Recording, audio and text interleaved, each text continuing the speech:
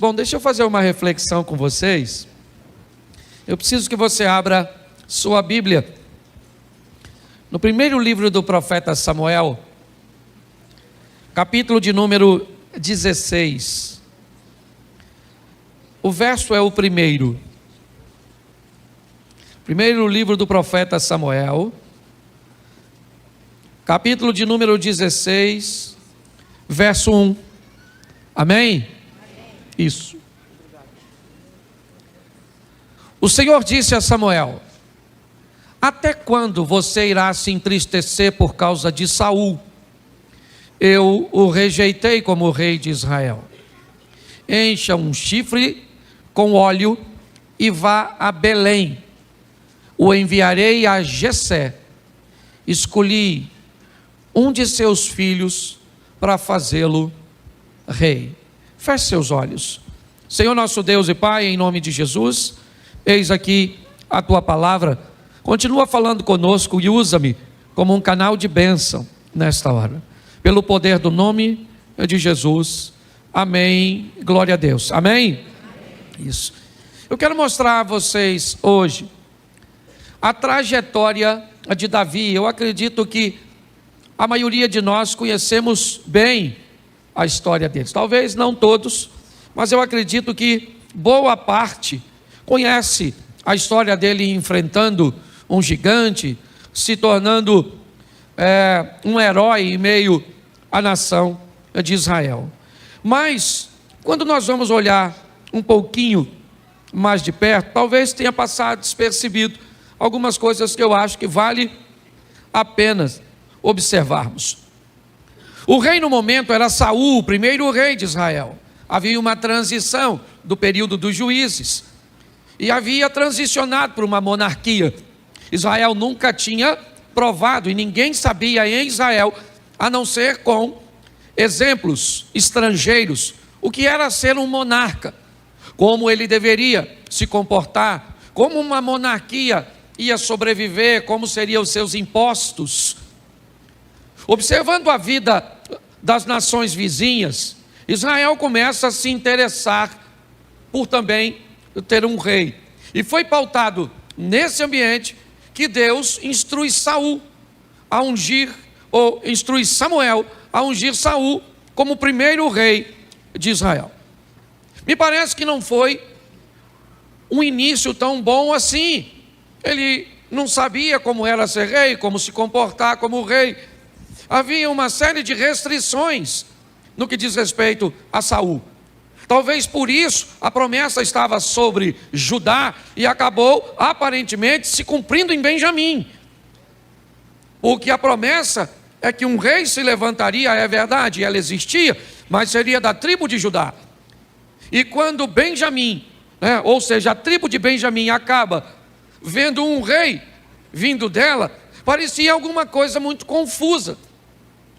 Então nós vamos começar a dar uma olhadinha nessa história, porque Deus vai conversar com o mesmo Samuel nas montanhas de Ramá e repreendê-lo e dizer: até quando você vai se compadecer? Até quando você vai ter dó de Saul?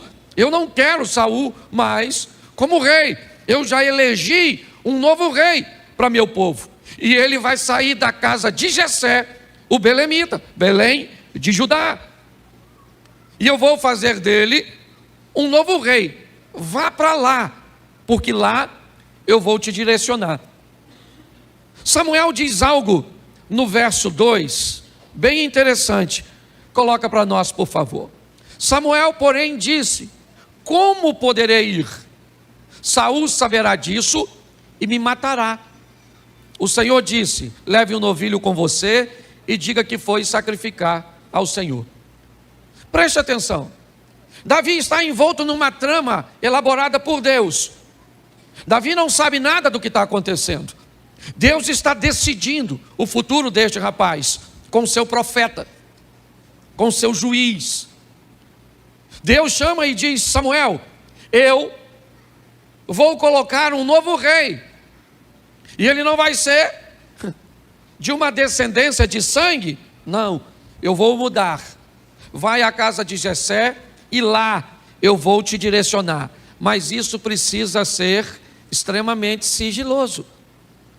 O próprio Samuel disse: olha, se a informação vazar de que eu estou indo na casa de alguém para ungir esse alguém como rei, inevitavelmente o rei vai mandar me matar, para que isso não aconteça. E Deus disse: então faça o seguinte, não fale para ninguém. Vamos fazer um sacrifício, e durante a cerimônia do sacrifício você unge o filho que eu lhe orientar, e depois vai embora, porque não tem nada a ver com você, Samuel, é comigo.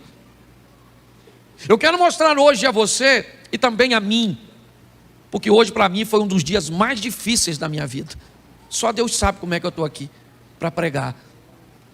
Mas eu tenho aprendido que a força para enfrentar ambientes desafiadores está no anonimato, está naquilo que vivemos com Deus no secreto, no escondido, naquilo que nós fazemos nos bastidores, nas madrugadas, nas orações, nas lágrimas, nas adversidades, nos problemas, nas crises. Naquele ambiente onde não tem esposa, não tem filho, não tem amigo, não tem parente, não tem ninguém, só tem Deus. Naquelas situações que você olha e diz: cadê os amigos, cadê os parceiros, cadê as pessoas que deveriam estar comigo engajadas? Elas não aparecem. E não porque são ruins, não, é porque elas não têm que aparecer. Porque tem aquele momento que é só você e Deus. E saiba, a guerra vai chegar para você, o gigante vai aparecer, e muitas vezes não tem ninguém para te ajudar, porque Deus quer dizer para você: conte sempre comigo, porque o resto é somente acessório. Se aparecer, bem, é bônus. Se não aparecer, saiba, estarei convosco todos os dias, até a consumação do século. As coisas com Davi são sempre muito escondidinhas, ninguém está vendo, é sempre no anonimato. Ele não está em casa quando o profeta chega. Seu pai esquece dele, apresenta todos os filhos. Ninguém está lembrando desse garoto. Ele pode até ter potencial, mas me parece que não estão querendo que seu potencial vire potência. Estão tentando fazer com que ele não apareça. Cadê o garoto? Acabaram-se os seus filhos, Jessé? Ele disse: olha, para falar a verdade, não acabou não. Ainda tem o meu mais novo que está apacentando as ovelhas. Então chama o garoto, traz ele aqui. Presta atenção. É muito importante nós entendermos isso, porque às vezes as pessoas não vão te valorizar, não vão te querer, não vão ver em você um potencial que Deus é capaz de enxergar. E se você não sobreviver a isso, a esse descaso das pessoas, você vai ter sérios problemas para prosseguir na sua vida. Davi está vivendo isso. Ah, você vai ser ungido, vou, mas ninguém pode saber, é escondidinho. Então no verso 13 do mesmo capítulo 13, me ajuda aí, isso. Samuel apanhou o chifre cheio de óleo e ungiu na presença de seus irmãos. E a partir daquele dia, o Espírito do Senhor se apoderou de Davi, e Samuel voltou para Ramá. Quem foi que se apoderou dele? O Espírito do... E o que aconteceu com ele? Depois disso, repita comigo: nada. Fala de novo. Fala assim: nada. O cara tem o Espírito de Deus e aconteceu o quê? Nada. Ele volta para apacentar as ovelhinhas dele, ou que nem a dele, é do pai. Lá está ele apacentando as ovelhas, e ele pode ter pensado: mas cara, o profeta foi lá na minha casa e derramou o óleo na minha cabeça. Quando ele fez isso a última vez? Quando ungiu Saul. Aconteceu a mesma coisa comigo. A diferença é que o cara que veio antes, assim que foi ungido, se tornou rei. E eu fui ungido para quê? Para apacentar a ovelha. Ah, você foi... Não dava nem para falar para os outros. Pô, o cara me ungiu para quê, cara? Você vai ser o quê? Eu falei: não sei. Ele só derramou o óleo e vazou. Não me deu satisfação. E Deus falou com Samuel: unge e vai embora, deixa comigo. Mas quando vai acontecer? Não interessa, isso é entre mim e Davi. E acabou. Seria muito legal se todas as coisas acontecessem segundo as nossas expectativas. Mas nem sempre é assim. Muitas vezes o que nos reserva é um anonimato. É ficarmos muitas vezes escondidos, onde Deus, me parece, está preparando alguma coisa, o caminho, um ambiente, para que num determinado momento Ele nos faça aparecer, nos dê um nível de reconhecimento para enfrentarmos as nossas batalhas e vencermos. No verso 18, ainda desse capítulo, um de seus oficiais respondeu: conheço um filho de Jessé de Belém, que sabe tocar harpa, é um guerreiro valente, sabe falar bem, tem boa aparência e o melhor de tudo, o que é?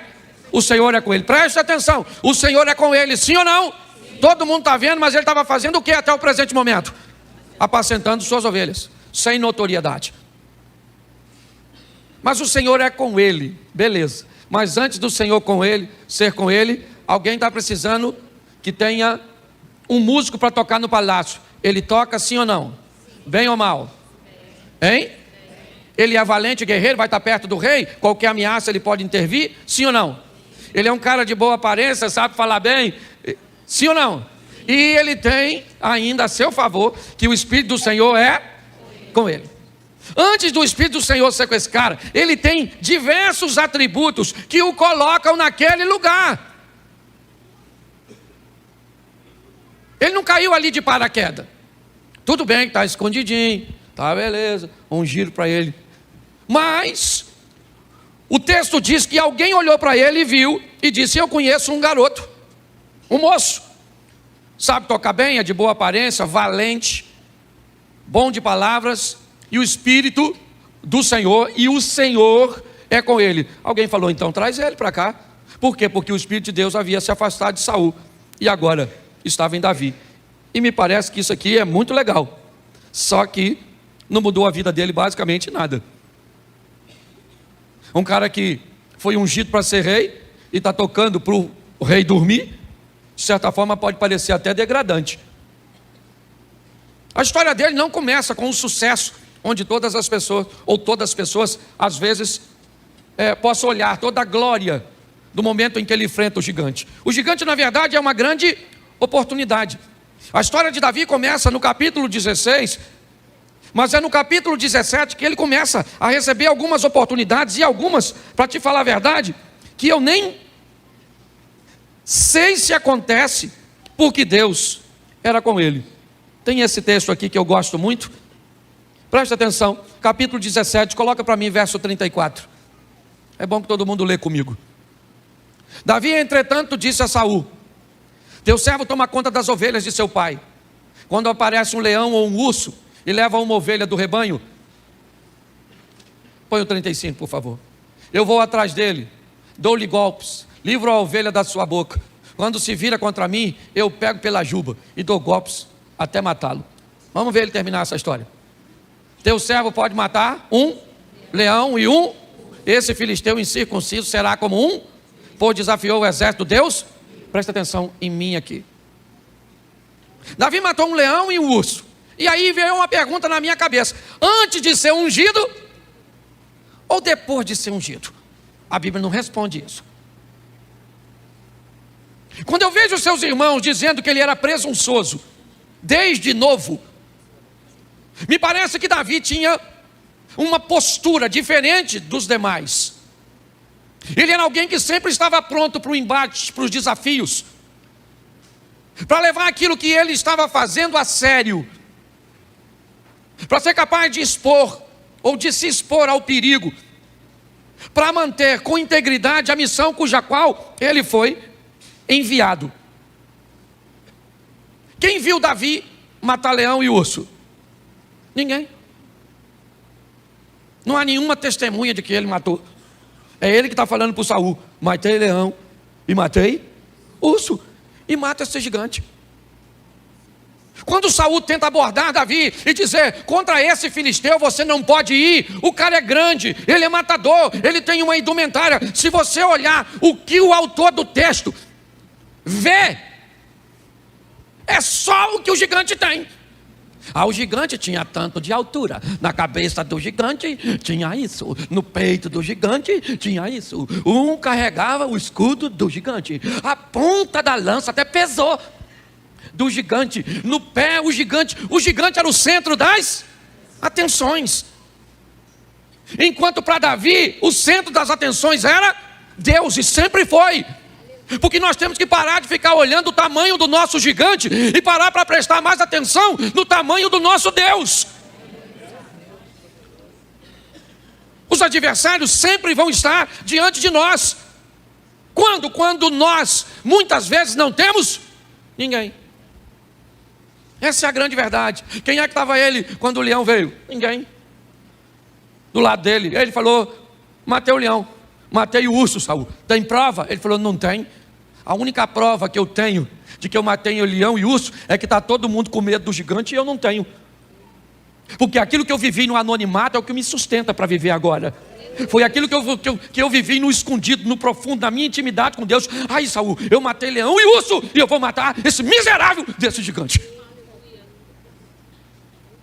O texto diz no verso 24, eu acho que é 24, capítulo 17, versículo 24. Põe para mim aí.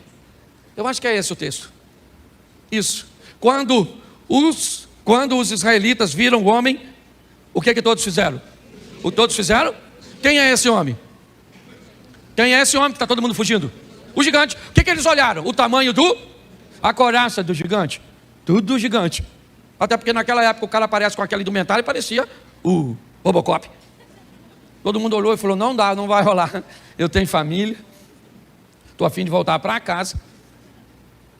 E Davi foi lá por acaso, gente. Isso é que é um barato. Ele não era soldado. Ele era pastorzinho de ovelha e músico. Ele foi lá para levar um lanche para os irmãos. Olha que coisa engraçada.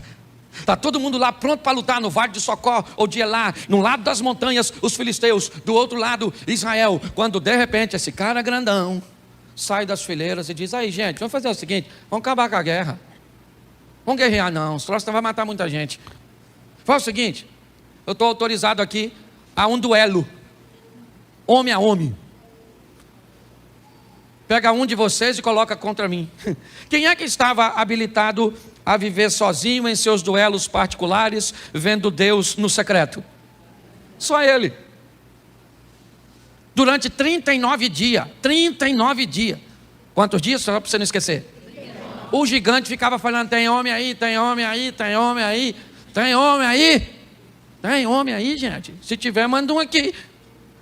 No 40º dia, chegou o garoto, que nem homem direito era, puxando um jumento com um lanchinho, estilo motoboy, jumento boy, sei lá. Estacionou o jumento, entregou o lanche, né? iFood. E aí, durante aquele períodozinho, onde todo mundo tem medo do gigante, Davi escutou o gigante desafiar. E o gigante perguntou no 40º dia: tem algum homem aí? Davi falou: chegou.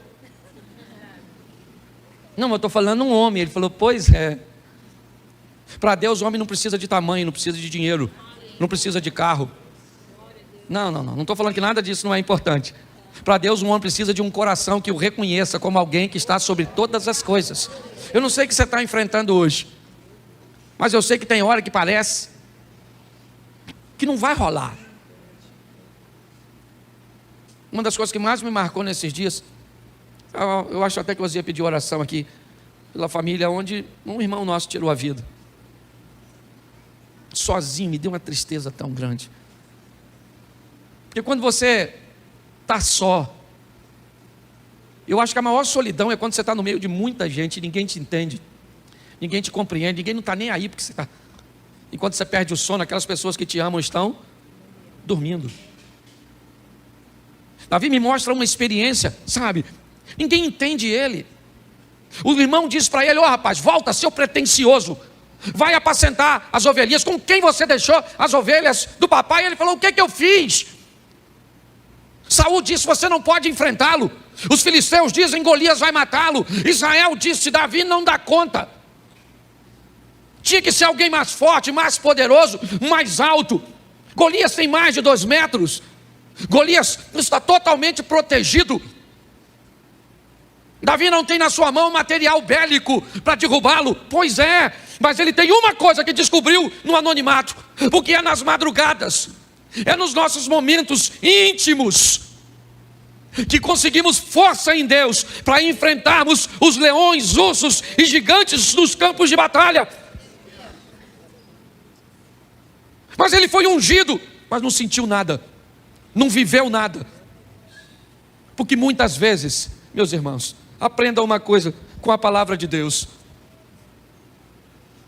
Deus vai estar presente na sua vida e às vezes você nem sente. Deus vai estar te usando e você nem sabe que Ele está te usando.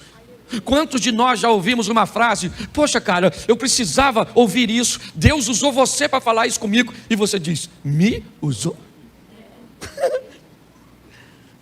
Eu nem senti. Pois é, muitas vezes isso é uma grande realidade. O que ele está vivendo ele está diante de uma situação onde todo mundo está com medo, inclusive ele. Davi não é um super-homem, não. Ele é alguém que tem uma experiência com Deus, e é pautado nessa experiência. Tanto é o que ele diz para Saul: não desfaleça o coração de ninguém por causa desse gigante, porque eu vou enfrentá-lo. Porque quem é esse incircunciso filisteu? Se tinha uma coisa que um rapaz de Israel sabia, era o valor da circuncisão. Para um homem de Israel ser circuncidado significava que ele tinha uma aliança com Deus, e isso o tornava extremamente poderoso e em vantagem dos demais.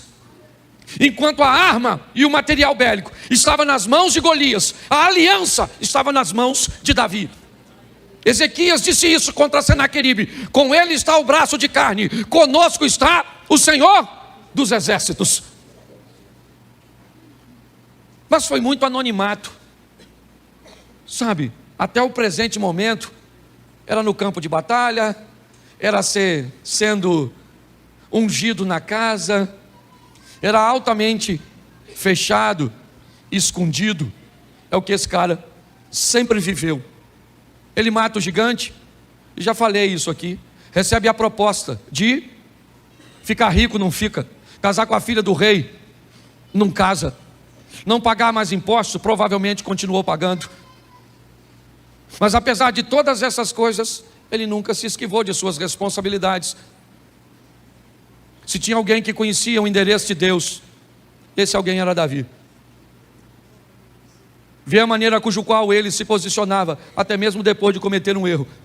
Em suas escolhas ele diz: é melhor estar nas mãos do Senhor do que na dos homens, porque na mão do Senhor há misericórdia. Eu confesso a vocês, eu nunca provei uma solidão tão grande como provei hoje. Fazia muito tempo que eu não me sentia como Adão, o único homem da face da terra. E eu precisava dessa experiência de hoje, porque Davi veio no meu coração e me fez lembrar de como envolto em tantas coisas, com tantas amizades, com tantas pessoas com recursos, com tantas coisas, e olhar e dizer: mais uma vez, um duelo. Foi assim com os meus irmãos, que ninguém acreditava em mim. Foi assim com o leão, onde eu enfrentei sozinho para defender uma ovelha que provavelmente já estava morta. Quando eu enfrentei o urso, e agora o gigante me chama para um duelo. Minha vida é sempre desse jeito. As maiores conquistas precisam ser feitas apenas com o apoio total de Deus. Eu vim de uma viagem a Israel e eu amo passar pelo Egito. A maioria dos amigos que fazem caravana odeiam o Egito. É muito quente, os hotéis não são lá grandes coisas, e a comida normalmente é horrorosa, e a água você não pode nem tomar, porque dependendo se tomar um suquinho, pode. Pastor, por que você gosta? Por causa da escola do deserto. Porque no deserto você aprende que um ser vivo, na sua maioria, precisa de 3 coisas nessa vida: água, alimento e abrigo.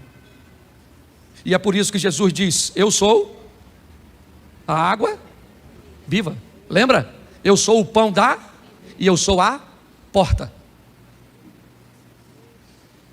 Quando você descobre o porquê do deserto, o porquê da dificuldade, o porquê do problema, é porque nós descobrimos que no deserto você descobre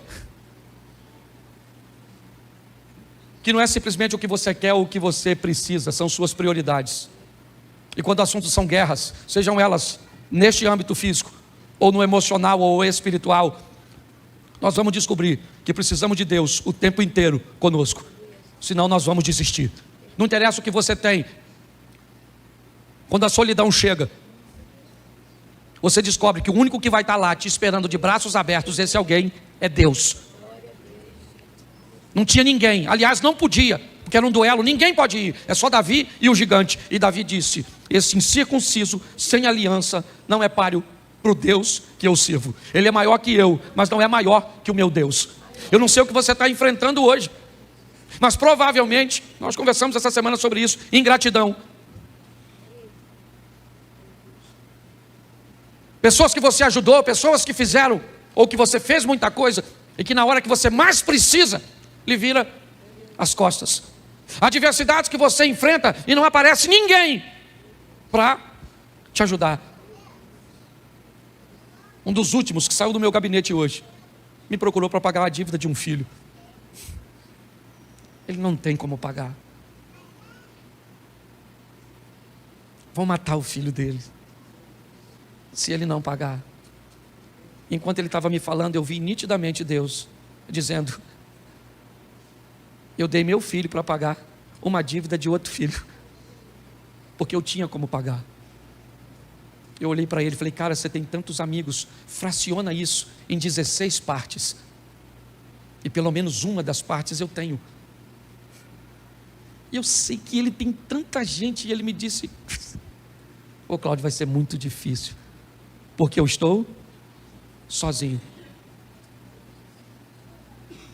Muitas vezes, eu estou abrindo hoje, eu nem costumo fazer isso, mas eu preciso dividir, porque hoje ficou pesado demais da conta. Hoje ficou pesado demais. E não apenas para mim, porque quando eu olhei para o meu problema e vi o do cara, eu falei: Jesus, eu estou até com vergonha. Mas talvez hoje você tenha algo para resolver que não dá, e que não tem ninguém para te ajudar. Pastor, eu estou numa enrascada no meu casamento. Pior, não estou querendo divorciar não, ele só está ruim de uma tal forma que eu não acredito que melhore. Pastor, eu preciso resolver isso. Você viu aí os pedidos? Eu nunca vi tanto pedido de oração como hoje. Nunca vi Osia ler num culto tantos pedidos de oração, de gente que tem que cortar isso, que tem que fazer isso, que tem que tirar aquilo, que corre o risco disso, que está grávida, mas tem um câncer, que pode botar uma vida no mundo e ver a sua ir embora. Só que nós temos que aprender, irmãos, que esse mundo e essa vida não é para fracote, que essa vida não é para reclamão. O ambiente que nós estamos aqui é duro para todo mundo. E talvez hoje você esteja numa situação: ah, mas que legal que a igreja está cheia, mas daqui a 20 minutos esse culto acaba, e você vai embora sozinho, para dormir sem cônjuge, certo? Para não saber como é que vai resolver um problema amanhã. Então eu vim hoje aqui falar para mim mesmo e para você, que a minha vontade é ir para casa, sabe? E ficar pelo menos aí uns 30 dias sem ver ninguém, sem conversar com ninguém, sabe? Descansar, espairecer, pegar força de novo. Mas eu não tenho essa moleza.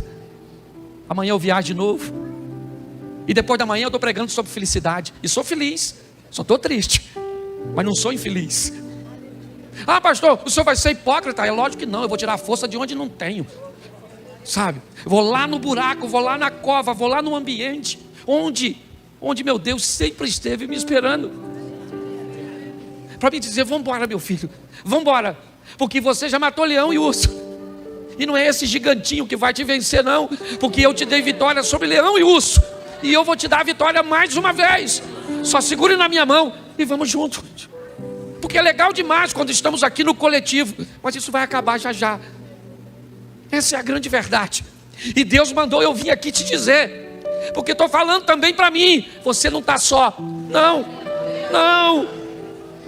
Eu estou contigo nessa batalha, nessa guerra, e você vai vencer. Só não desista. A única maneira de você perder essa batalha é por desistência. Vai, lute. Pastor, o que eu tenho? Uma pedra.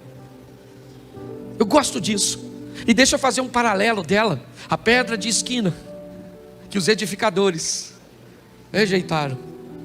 Eu gosto disso, porque a Bíblia compara ele também a uma rocha, a rocha eterna, aquele que vai entrar com providência a nosso respeito no momento certo. Quando, pastor? Quando a maioria vão estar olhando.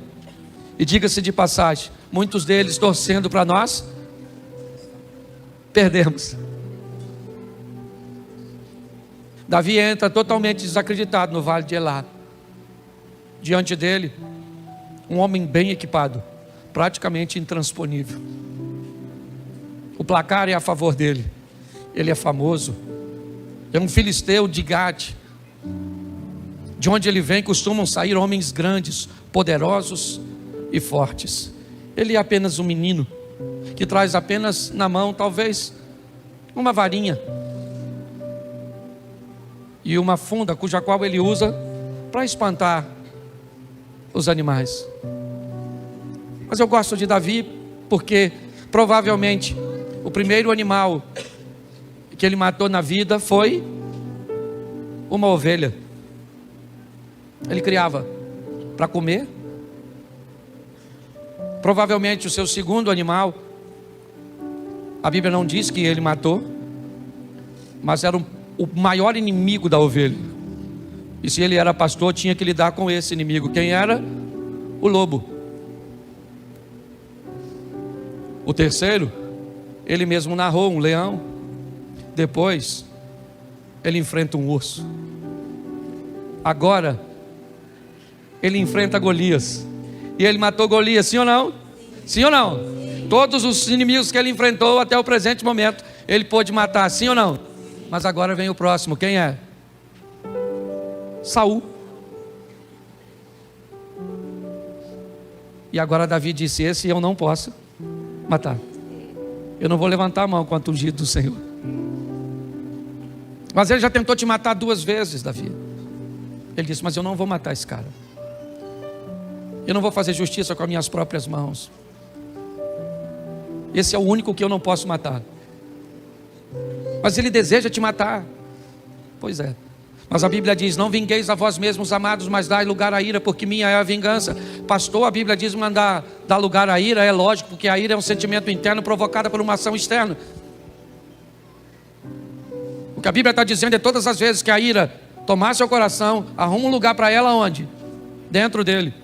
Mas pastor, isso vai me fazer gerar uma gastrite, uma úlcera, vai aumentar a minha pressão. Se você fizer isso sem Deus, faça com Deus, que não tem gastrite, não tem pressão alta, não tem úlcera, não tem nada. Porque foi ele que disse.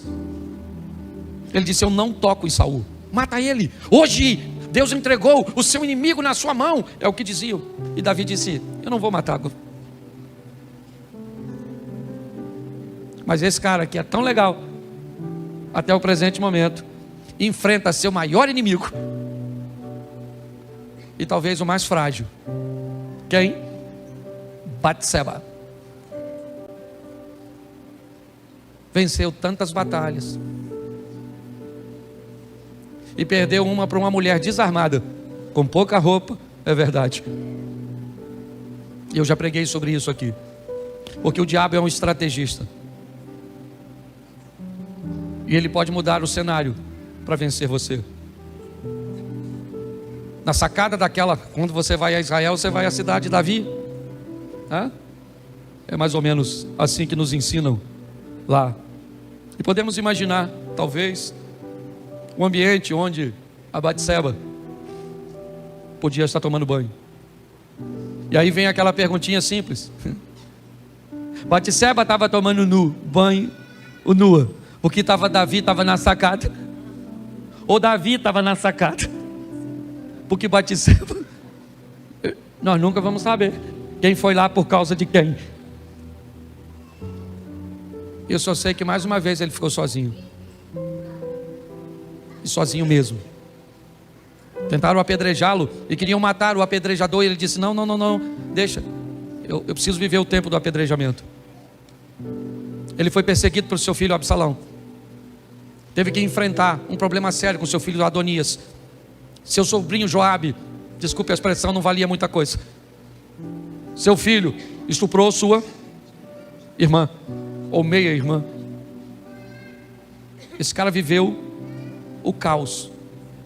Mas ele recebe um dos títulos que mais me encanta na vida de um crente: valente.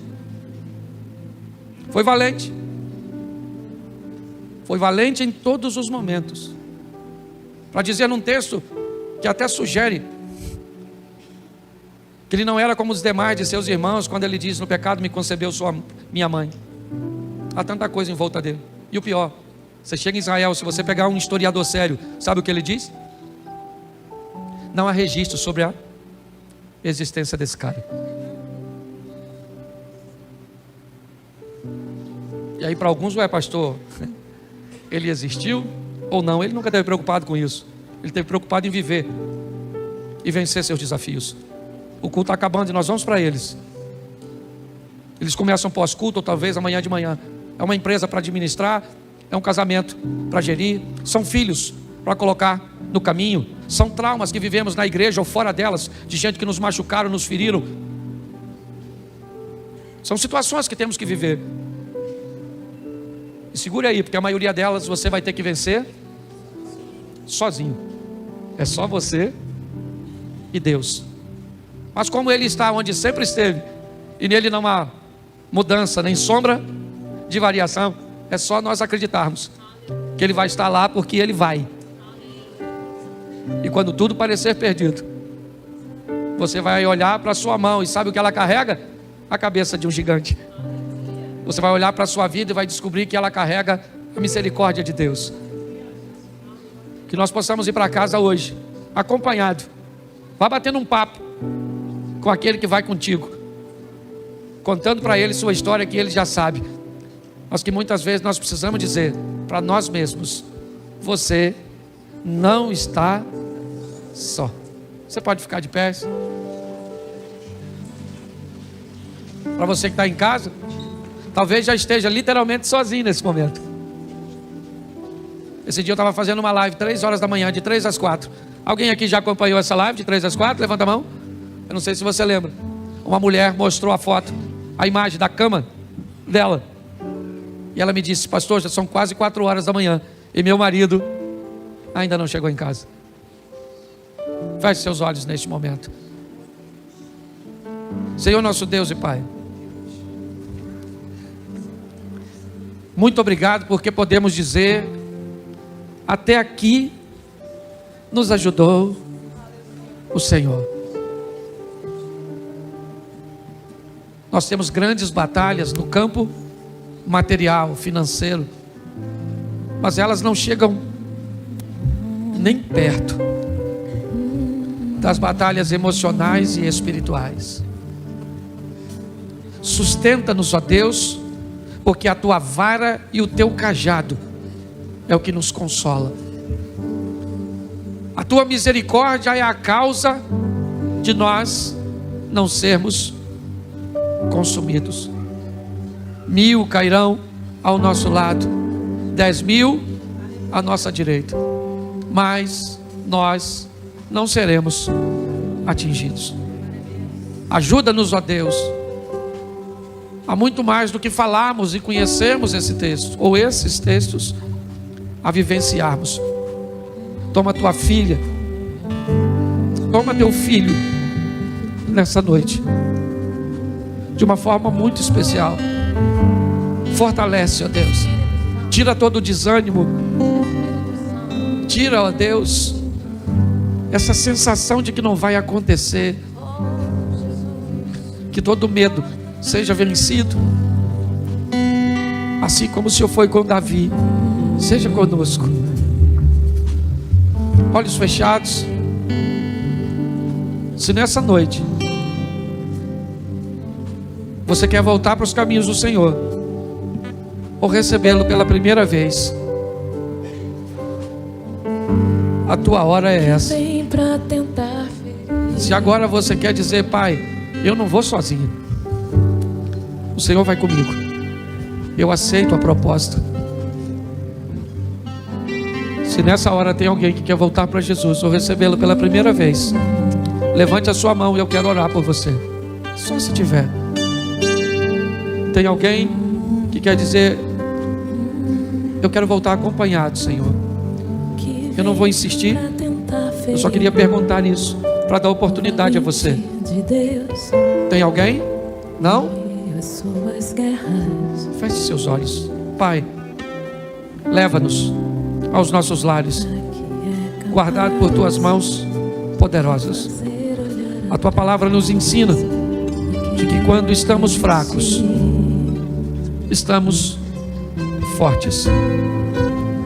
Nos leva em segurança e que tenhamos uma noite reparadora. Que a tua misericórdia, ó Pai, continue conosco. Que o grande amor de Deus, nosso Pai, a graça de nosso Senhor e Salvador Jesus Cristo e as doces consolações do Santo Espírito de Deus seja para com todo o povo do Senhor, e todos digam: Deus abençoe, graça e paz.